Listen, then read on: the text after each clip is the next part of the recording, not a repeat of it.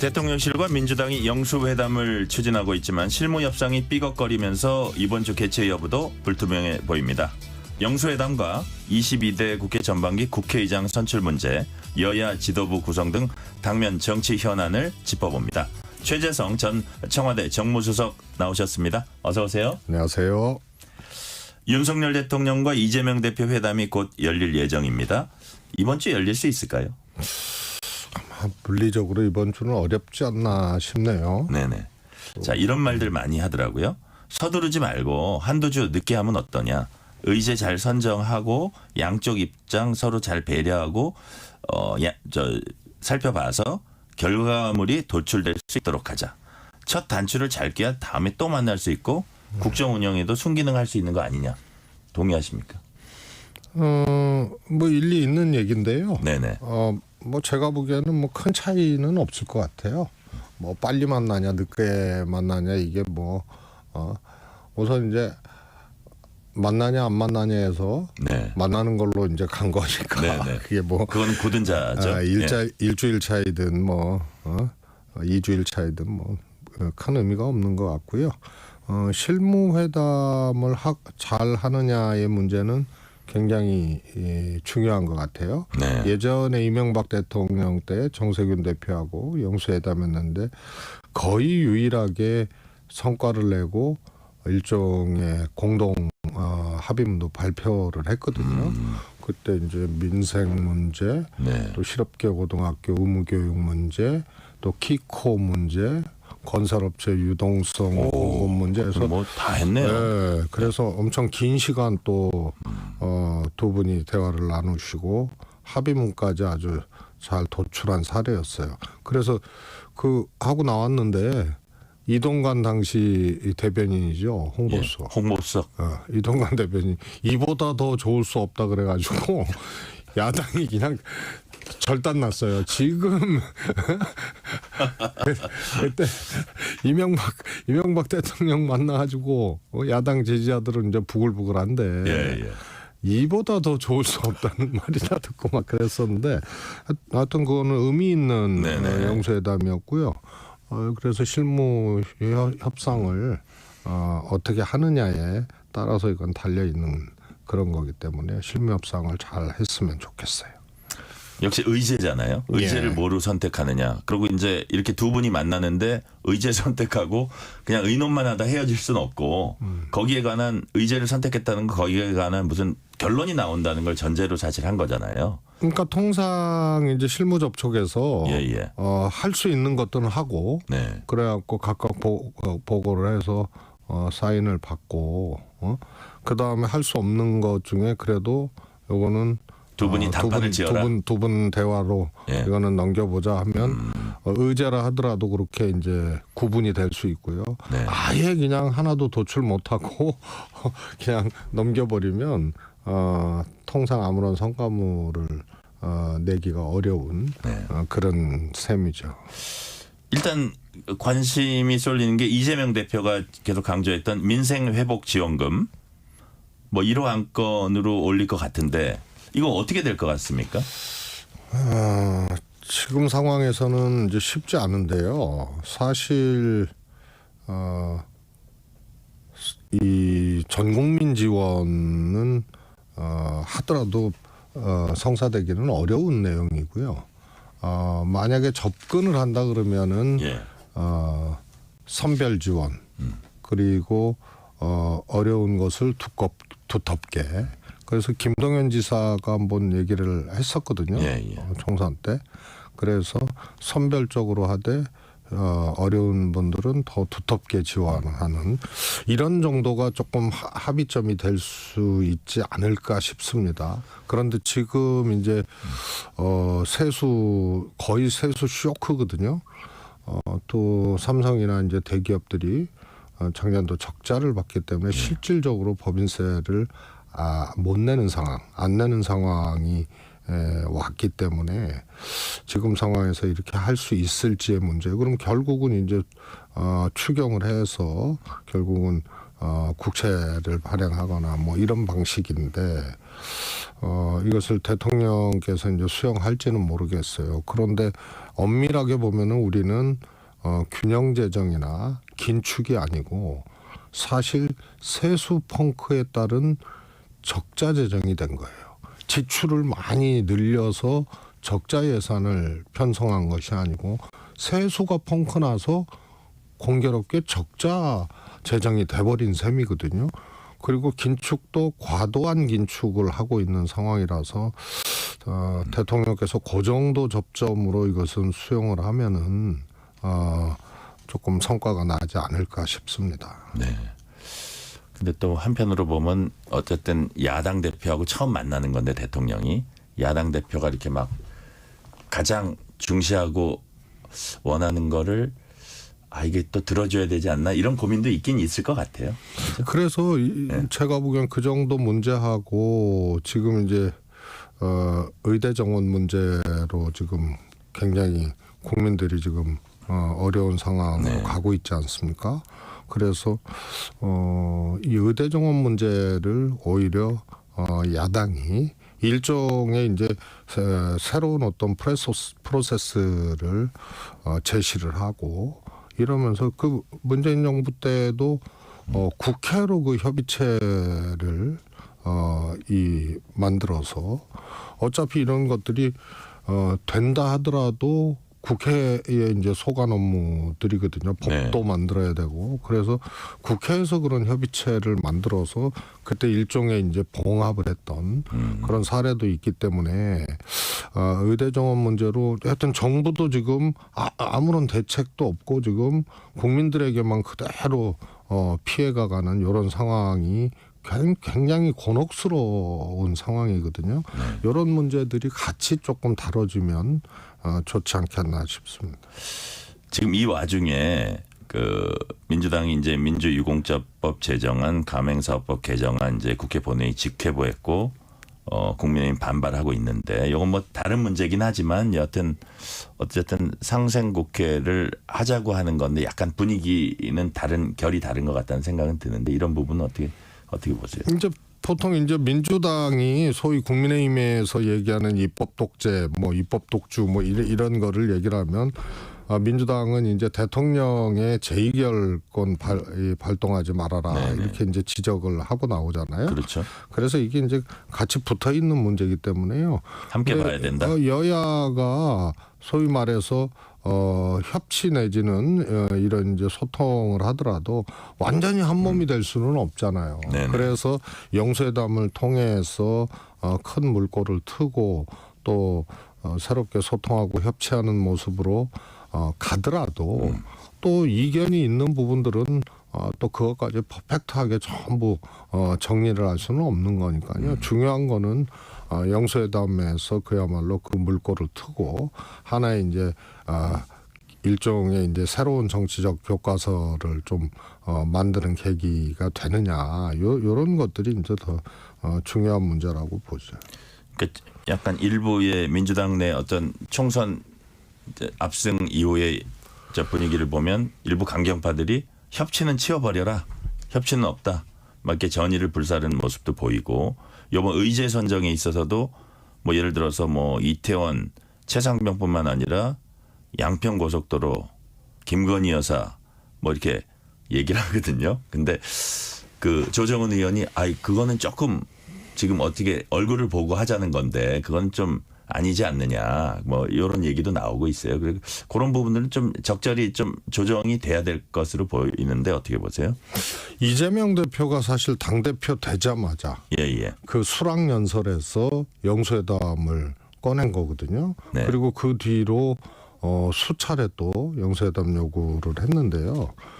그래서 총선 참패로 공교롭게 대통령이 먼저 전환을 하셨지만 이재명 대표가 계속 요구해온 그동안 계속 요구했죠. 그런 것에 또 연장선상이라고 또 보여지기도 하잖아요. 네. 그래서 이제 처음 영수회담이 성사가 됐는데 이재명 대표가 아마 특검이나 뭐 이런 문제는 먼저 꺼내지는 않을 거예요. 네네. 그리고 어찌 보면 이재명 대표가 오히려 대통령과의 만남을 조금 더 뭐라 그럴까요? 소프트하게 설정을 하고 그리고 일종의 이제 이재명 대표가 매니지먼트 한다, 관리한다 이런 차원으로 여러 가지 생각들을 해왔기 때문에 아마 이런 의제를 이재명 대표가 꺼내지 않을 거라고 봐요. 이게 대화하자는 자리지 싸우자는 자리는 아니잖아요. 그죠? 그렇습니다. 자, 국무총리 인선에 다소 시간이 걸릴 것 같다 이렇게 윤 대통령이 밝혔는데 이거 역시 야당의 요구 혹은 최소한 야당의 입장을 좀 반영하겠다는 뜻으로 읽힌다 이런 얘기들이 많거든요. 어떻게 보세요? 저는 윤 대통령이 그렇게 하지 않으리라고 봐요. 아, 국무총리 인선은? 국무총리뿐만이 아니고 뭐 비서실장도 마찬가지였고요. 총선 참패로 하여튼 이 일종의 이제 수습 과정 아니에요, 대통령이. 네네. 그러니까 대통령실도 개편하고 또 총리나 이제 국무위원도 개편하겠다는 얘기인데요. 결국 대통령 뜻대로 할 겁니다. 제가 보기에는 그 총선 참패 후 국무회의 첫 메시지에서 결국은 국정 방향, 아무리 국정 방향이 옳고 또 수많은 정책을 추진해도 국민이 변화를 체감하지 못하면 정부가 부족한 것이다. 이렇게 얘기를 하셨거든요. 그리고 10가지 분야별로 그동안 노력하고 성과를 냈던 것에 대해서 나열을 하셨다고요. 그래서 결국은 이제 소통과 또 뭐 이런 것이 부족했다. 이렇게 이제 인식을 하고 계시거든요. 다만 총선 참패 후의 과정이기 때문에 좀 포장은 어떻게 할지언정 결국 뭐 야당의 추천을 받거나 이런 것은 저는 안 한다고 보고요. 예를 들어서 이미 이제 마음에 둔 그런 이제 총리 내정자, 마음속의 내정자를 이제 떠볼 수는 있겠죠. 네. 그런데 추천해달라 뭐 이렇게 가지는 않을 것이다. 예. 자, 여권발로 이제 박영선 전 장관 그 총리설이 흘러나왔었고 최근에 민주당 내에서는 뭐 주호영 총리 카드 어떠냐 이런 의견을 얘기하시는 분도 있고 이재호 전 의원 카드 어떠냐 이런 분들은 어떻게 보세요? 잘 할 수 있다고 보세요? 저는 뭐 잘하실 분들이라고 보고요. 그런데 특히 이제 주호영 총리에 대해서는 사실 지금 총리로서 거의 확실시 된다는 뭐 얘기도 나오고 여러 가지 설들이 있고 그래서 뭐 저한테도 여기저기서 막 물어봐요. 네. 그런데 주호영 총리 카드는 아닌 것 같아.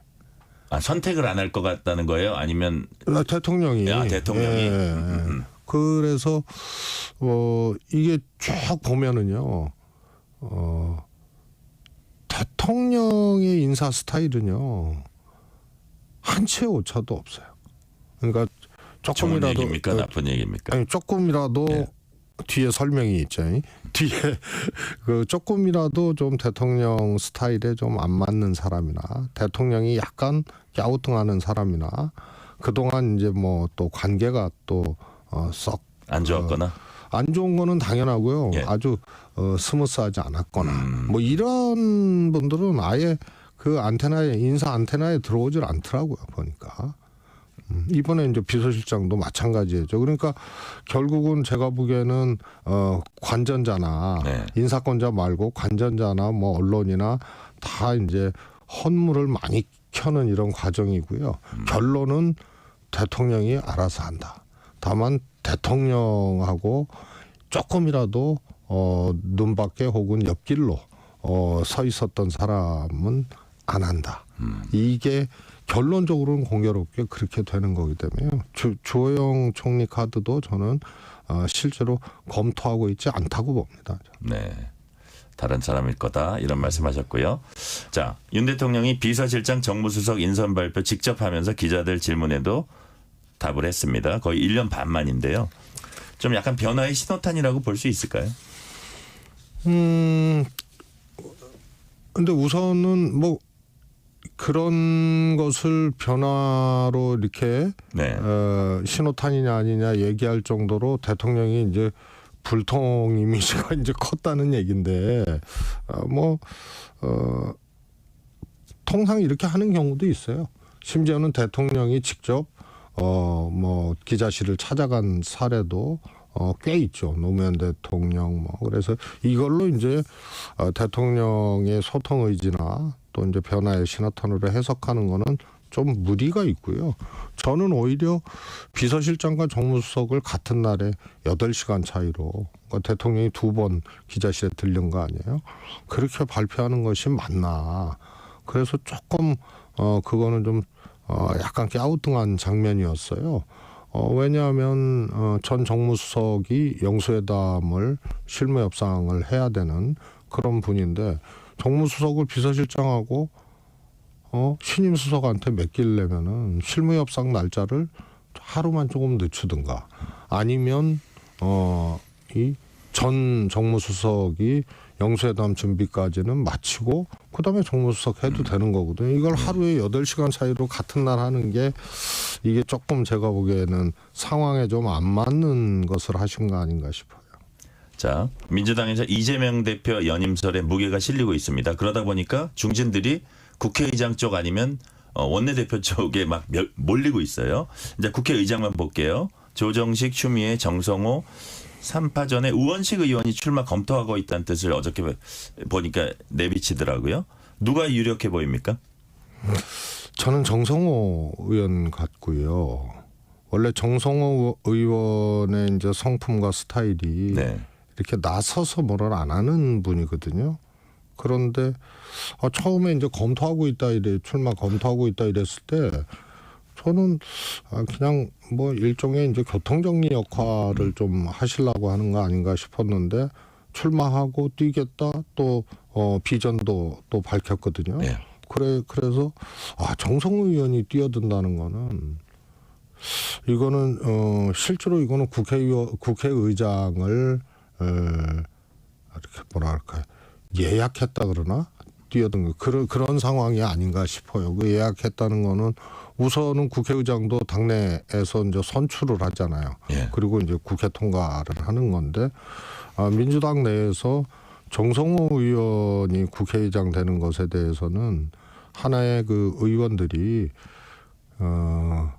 거스를 수 없는 분위기로 그렇게 인식을 할 거예요. 그 이재명 대표의 그 친 이재명계의 약간 좌장격이어서 더 그런가요? 그런 관계도 있고요. 지금 네. 원내대표도 교통정리가 되는 분위기 아니에요? 지금 박찬대 의원. 그래서 출마 러시가 될 것처럼 하다가 예. 전부 지금 포기하고 접고 혹은 또 양보하고 뭐 이런 형태로 이제 쭉 정리되는 게 그런 분위기면 DJ 총재도 못했던 일을 지금 이재명 대표의 의중이든 아니든 그런 것들이 만들어지고 있는 대표 거 아니에요? 본인 뭐 이렇게 되면 자 근데 이 와중에 이제 국회의장이라는 게 보통 조정자 역할 그러니까 당적이 없는 상태에서 그게 우리의 전통적인 관념이었잖아요. 근데 이른바 선명성 경쟁을 하고 있습니다. 이 부분 어떻게 보세요? 그건 제가 보기엔 바람직하지 않다고 봅니다. 국회의장 그래서 탈당하고 소위 말해서 이 회의 진행자거든요. 협의체를 진행하는 사람 아니에요. 네네. 그래서 중립성이 이제 요구되는 거고요. 그래서 행정부하고 국회하고 그게 또 다른 점이거든요.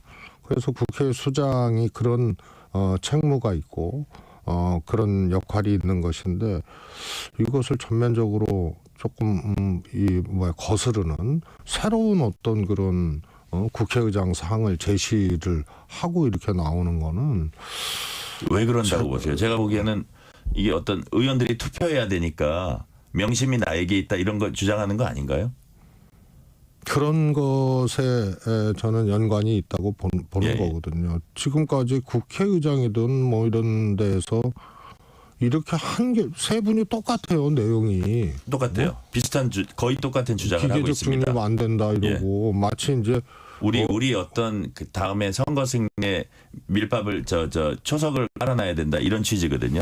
그래서 이게 이제 압도적 다수가 된 민주당 입장에서 이런 것이 일종의 이제 질풍노처럼 느껴지는 것 같은데요. 그런데 이것이 결국은 국민들이 또 국회를 바라보는 또 눈이 있거든요. 그래서 바람직하지 못한 것이다. 저는 이렇게 보고 있어요. 마지막 질문 하나 드릴게요. 아까 박찬대 의원으로 원내대표 모아진다고 하셨는데 자 그러면 당대표, 원내대표, 국회의장 뭐 일사불란하고 효율적일 수는 있을지 몰라도 이게 당에서 계속 이제 문제 제기해온 비주류들이 문제 제기해온 거잖아요.